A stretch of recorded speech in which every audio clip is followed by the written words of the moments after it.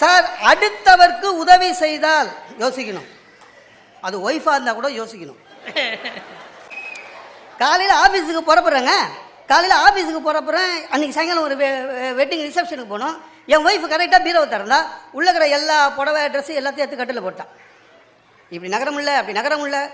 அதாவது சாயங்காலம் என்ன போட்டுக்குதுன்னு செலெக்ஷன் நல்லா இருக்கிறதெல்லாம் எடுத்து ஓரமாக வச்சுட்டு ஒரு மாதிரி இருந்தது. அதை எடுத்து இன்றைக்கி நான் ஈவினிங் தான் போட்டுக்க போகிறேன்னு வேணான்னு சொன்னால் அதுக்காக ஒரு டிஸ்கஷன் ஓடும் 15 நிமிஷம். நான் சொன்னேன் சூப்பர் போ அப்படின்னு. வெளியில் வந்த பிறகு சொன்னேன், இங்கே பாருங்கள், ஆஃபீஸ்லேருந்து வரும்போது அவங்க ட்ரெஸ்ஸு தைக்கிற டெய்லர் கடை என் ஆஃபீஸ் பக்கத்தில், சரியா? வரும்போது கொஞ்சம் டெய்லர்கிட்ட நான் எல்லாம் பேசிட்டேன், இதை கொஞ்சம் ஆல்ட்ரு பண்ணி அயன் பண்ணி எடுத்துடுவாங்க, ஈவினிங் இது தான் போட்டுக்கணும்னு. ஒரு ஹெல்ப்பு தானுங்க அப்படின்னா பண்ணுறேனே. அன்றைக்கி வந்துடுங்க எனக்கு ஒரு சங்கடம் தான்.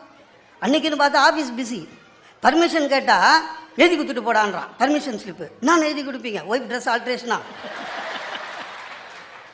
பர்சனல் அப்படின்னு எழுதினேன். அப்போ அவனுக்கு தெரிஞ்சிருக்கும் இந்த மாதிரி வேலை தான் போகிறான்னு. ஏன்னா அவனும் அதான் எழுதி வச்சுட்டு போகிறான். அது ஒரு நல்ல வார்த்தைங்க, பர்சனல் எழுதிட்டா எல்லாத்தையும் உள்ளத்துக்கு போட்டுடலாம். எழுதி கொடுத்துட்டு போகிறேன் டெய்லர் கடைக்கு. டெய்லர் என்ன நக்கலாக பார்க்குறான். வாங்க மேடம் வந்துட்டாங்களா ஆல்ட்ரேஷனா அப்படின்னு.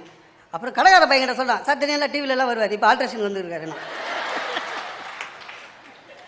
சிரிப்பாக பேசுவார் இவருன்னா அவன் சிரிப்பு தான் பாரு கொஞ்சம் நேரத்தில் உட்காருங்க சார் அப்படின்னா.